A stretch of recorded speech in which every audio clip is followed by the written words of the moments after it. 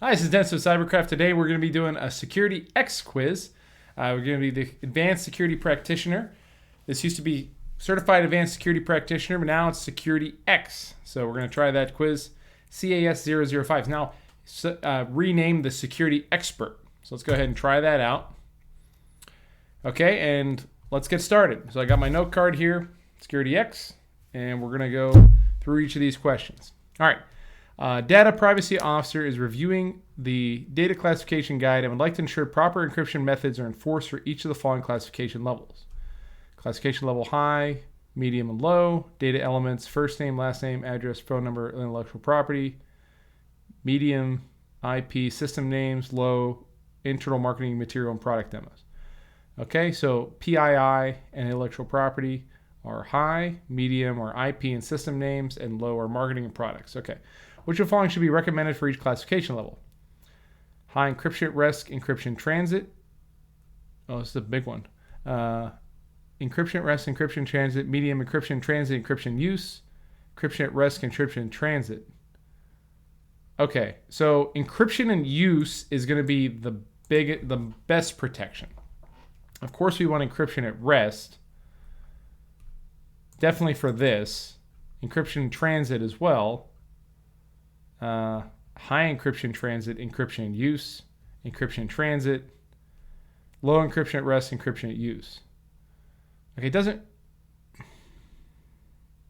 okay, interesting.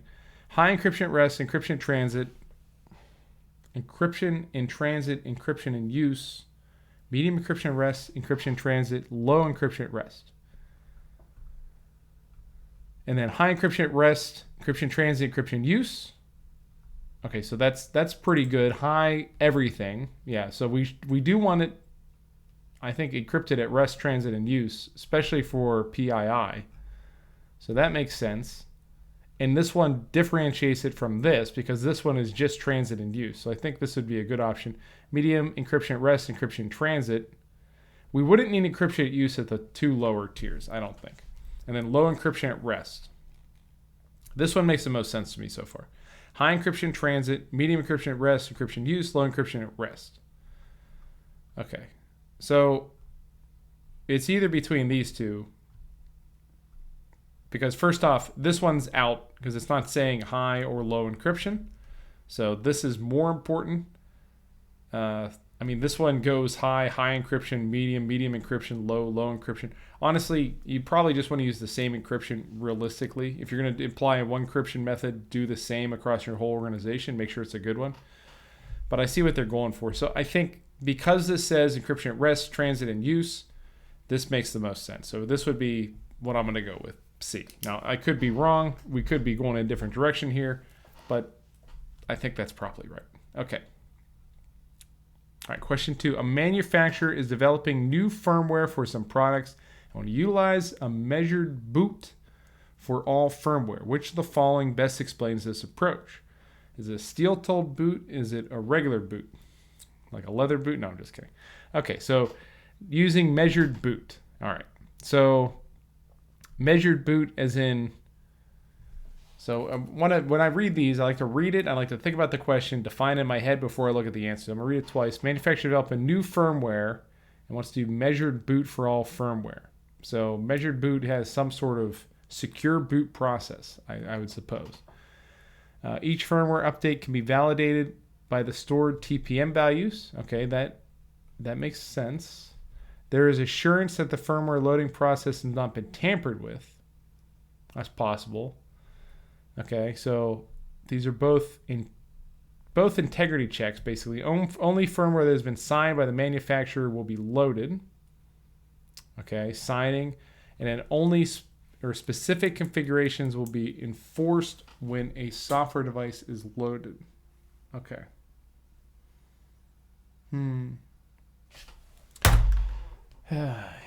Each firmware can be validated by the stored PPM. Okay, measured boot. Some products will utilize a measured boot for all firmware. I think measured boot has to do with some sort of integrity check. So now is it an integrity check on the firmware itself? Each firmware update can be validated by stored TPM values. Now that's just for each firmware update. So and if you're updating the firmware, you wouldn't reference the TPM. You would store the value into the TPM, but you wouldn't reference the TPM to find the value of the update, because the update's going to come externally. So that doesn't quite make sense there. There's assurance that firmware loading process not been tampered with. That is pretty vague, but it does tell us that it's an integrity check. Only firmware that has been signed will be loaded. That's possibly an integrity check, but how is it being checked? It doesn't really explain that. Specific configurations will be enforced when device software is loaded. We're not talking about device software, we're talking about firmware. So the one that makes the most sense, even though these don't make a lot of sense, is B, I think. So I'm going to go with B. Okay. Chief Information CISO signs a team to create malicious communications for a social engineering campaign. Okay. So we're making a phishing campaign. The purpose of this campaign is to determine the number of employees who might be susceptible to social engineering attacks. Right. The following is a summary report from the previous campaign. From a previous campaign. Okay, so this is a previous campaign. We're doing a new campaign. Department click rate: sales, marketing, operations, finance. Okay. Finance. Well, that's pretty bad. Okay. Finance guys are supposed to be smart, or girls. Which of the following training modules would reduce click rates in the future? Phishing, whaling, smishing, or tailgating?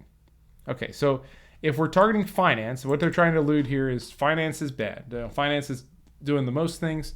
So finance, usually when you're targeting that, you have some high-level people.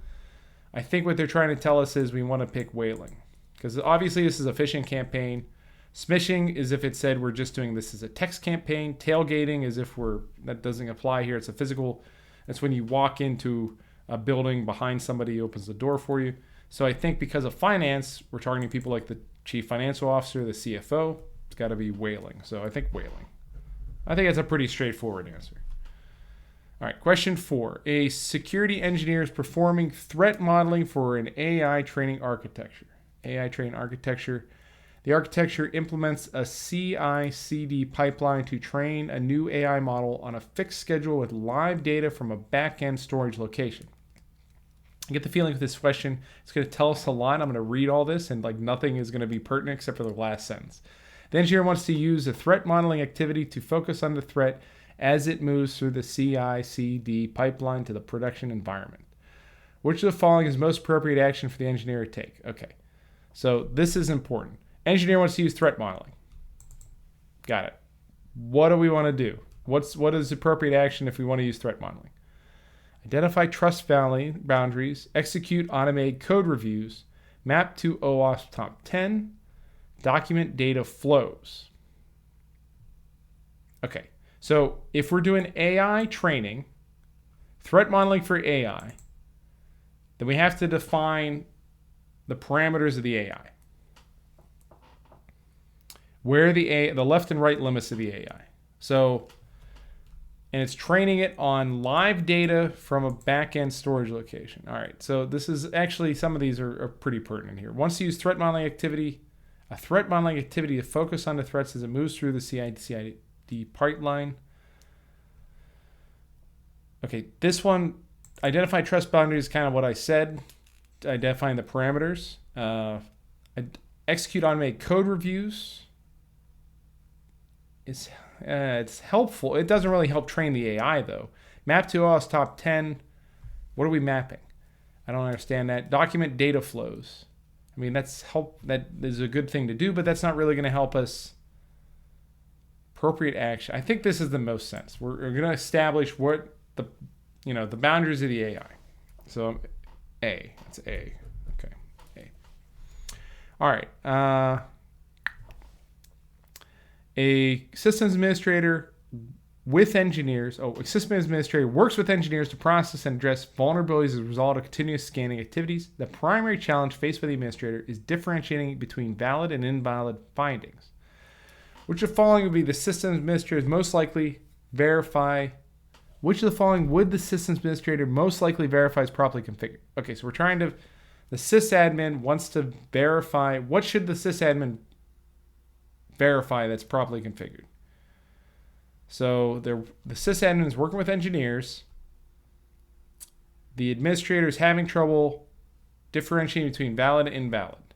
So what would the sysadmin try to verify? Probably if I had to think about it before I look at the answers, probably verify the crossover error rate or the error rate of the device, like the intrusion prevention system.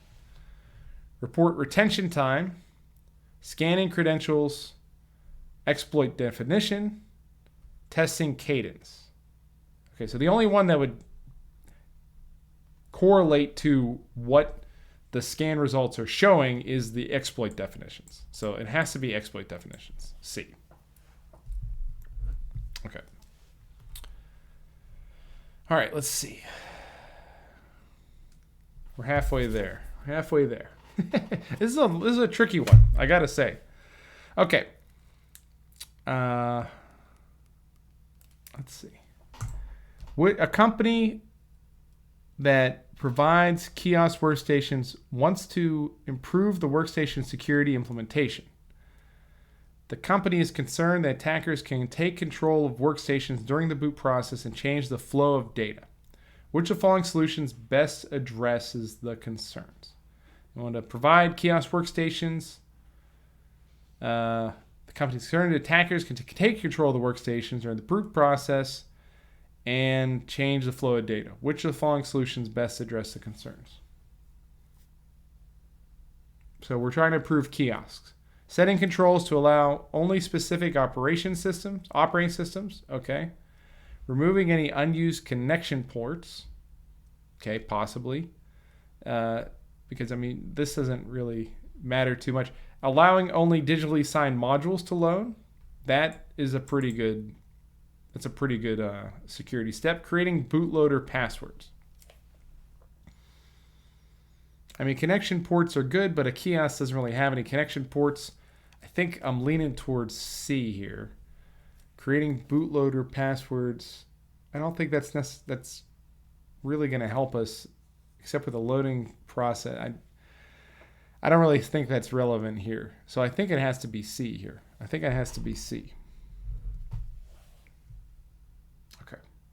Let's see. Usually signed modules to load. And that's the only thing that really addresses the concerns there. Okay. All right. A security engineer wants to reduce the attack surface of a public-facing containerized application. Which of the following would best reduce the application's privilege escalation surface?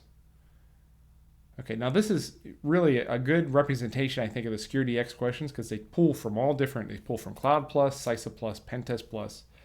You really have to know your stuff with these. So implementing following commands in Docker. Okay, so we're looking at Docker commands. And if it's a web application, then we would be doing Docker commands. So I guess we got to pick which of the Docker commands are correct. Run, echo, user, and then path to ECC password. Okay. Reduce the application privilege escalation. Okay, so we're basically going to ensure that we're not allowing access to the etc password file with this command. And that is the correct syntax. Run echo user. So that's correct. That is a correct command. Installing an EDR on the container's host with reporting configured to a log to a centralized SIEM and implementing the following alert rule. Okay, endpoint detection and response on the container's host.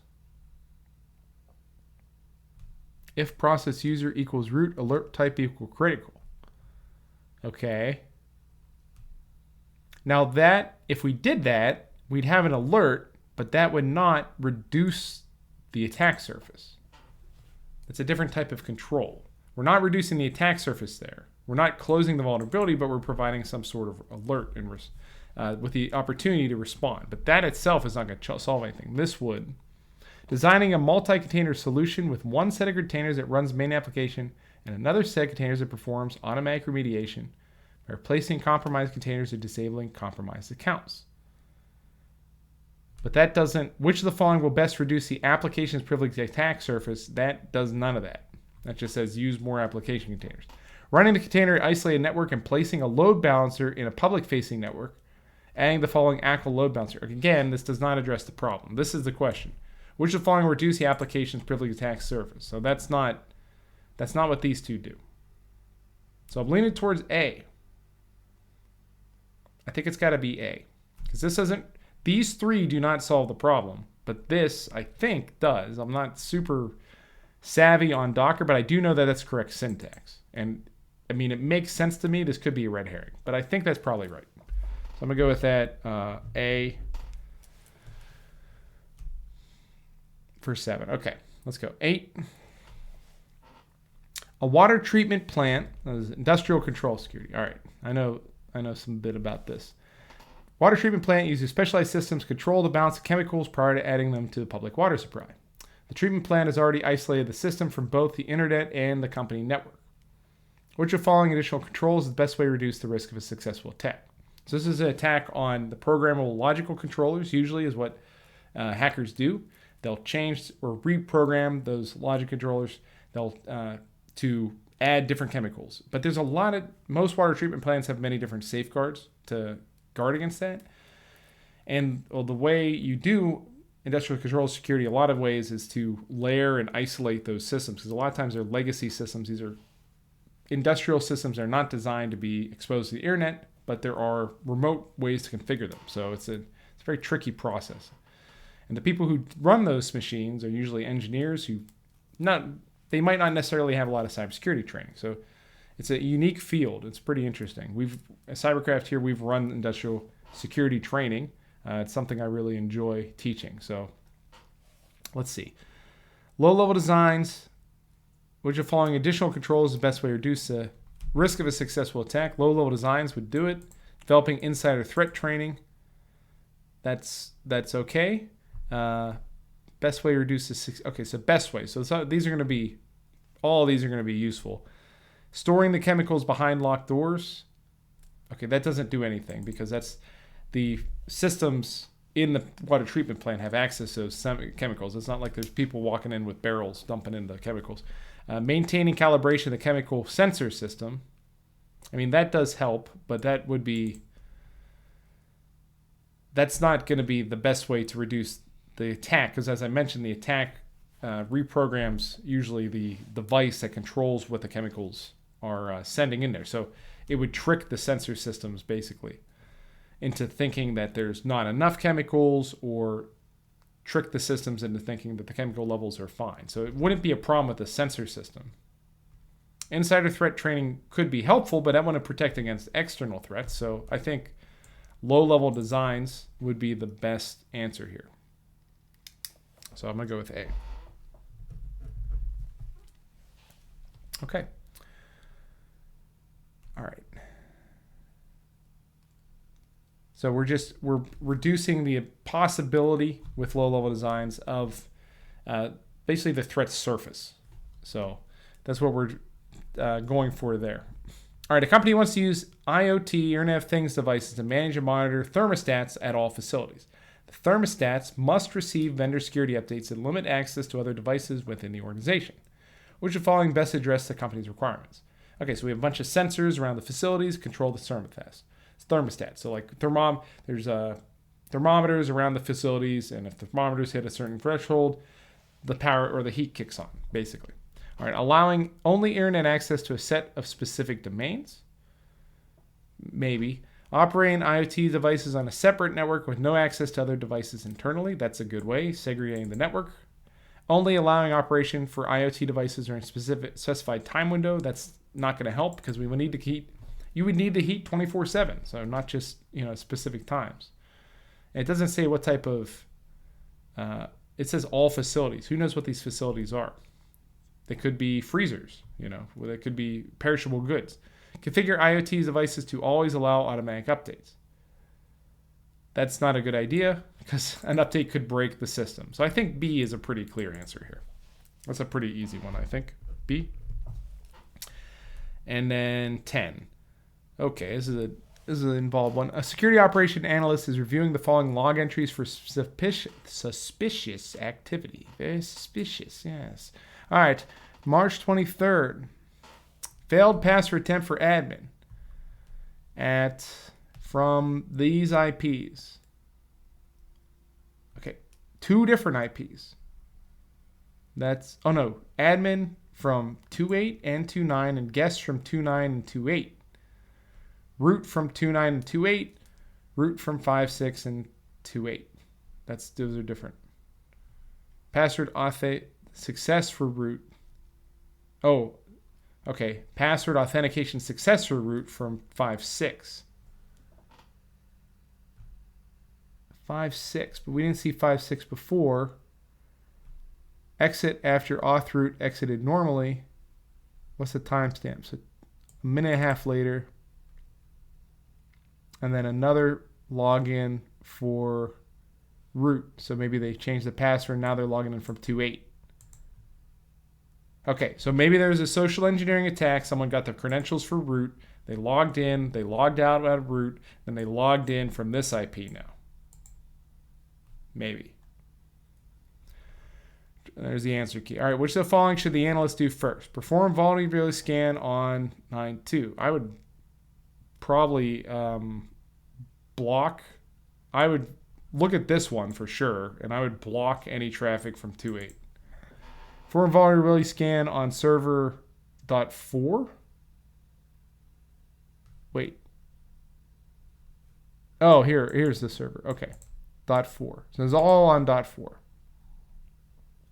And maybe that's not the first thing I would do. Let's see. Search OSINT on the external IP 2.9. I don't think that's going to help. We had a login from 2.8. Review the host 5.6 for malicious software. Okay, that makes sense.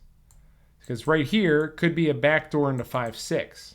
So that if 5.6 is the internal network, within your internal network, then you want to look for some sort of backdoor or rootkit on 5.6.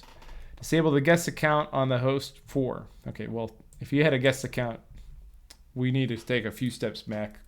You have way more problems. But I think it's C. It has to be C here. Because 5.6 is the one that was compromised. 5.6, we had a password auth success, so maybe they gathered the password from 5.6 to log into 4. And then they were able to log into 4, and then they were able to now establish a login from 2.8. So I think it's got to be C there. Okay, let's try this out. These are my answers here. I think we did pretty well, but we're going to figure it out here. All right, so let's see. Okay, C, good. B, A, no. A, yes. B, no, we didn't hit that one. C, A, B, C. Okay, so I missed 2 here. And it's a pretty tough one, but let's see why. C for the first one. Okay, that makes sense. High encryption, but is that what they said? That doesn't seem to make sense there. Hold on. C. High encryption rest, transit use, encryption rest, transit, and rest. Encryption rest, transit. This is not the same.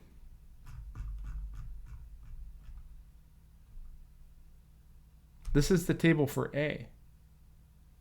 I think they copied the wrong table, but C is actually correct.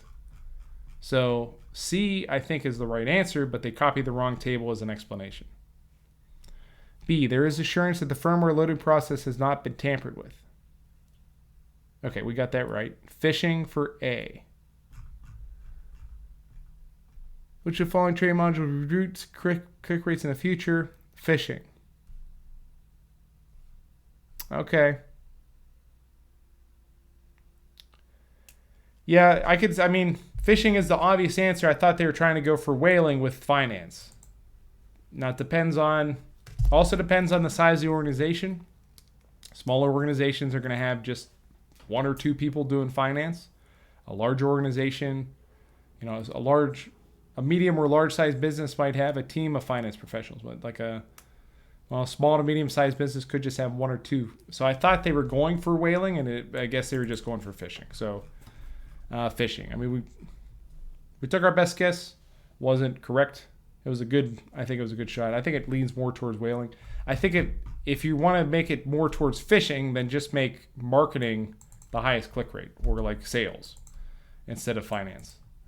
So I'm a little confused as to why, the answer would have finance as the highest percentage. Anyway, honestly, I think those numbers would be skewed too. Normally you see sales and marketing with higher click rates than your finance people, because your finance people are pretty aware about that, just being in the nature of the business. Anyway, I'm griping. I might be a little salty. All right, let's see. 4, identify trust boundaries. Yeah, this is the AI question. So that makes sense. Yep. Okay. And then 5, scanning credentials. We missed this one. This is one of the 2 we missed. One is 5.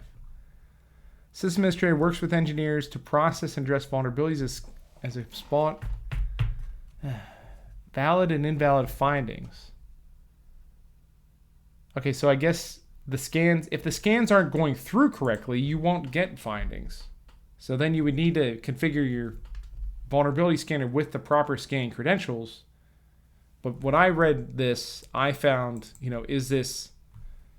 are we getting false positive versus, real findings? So I guess it's a little too vague to really differentiate either of these. So I guess it's scanning credentials, but if you didn't have the scanning credentials correct, you wouldn't get the types of results in the first place.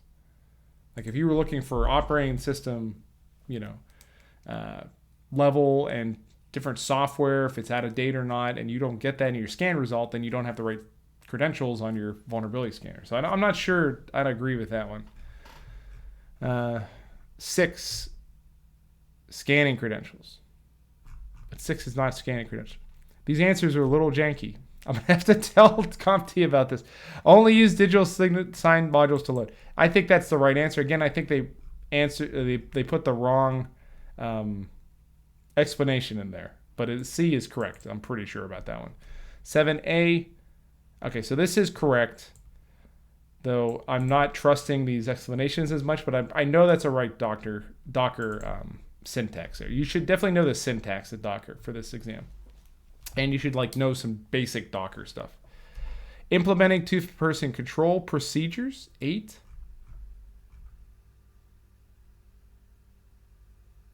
That's not what this is.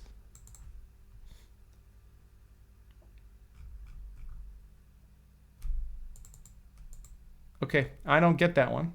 Maybe they meant to put something else as the answer, or they're writing these it seems like there's somebody else writing the explanations and there's somebody else writing the answers. But I think reducing the attack surface, which is what I'm thinking from low-level designs, is the correct answer.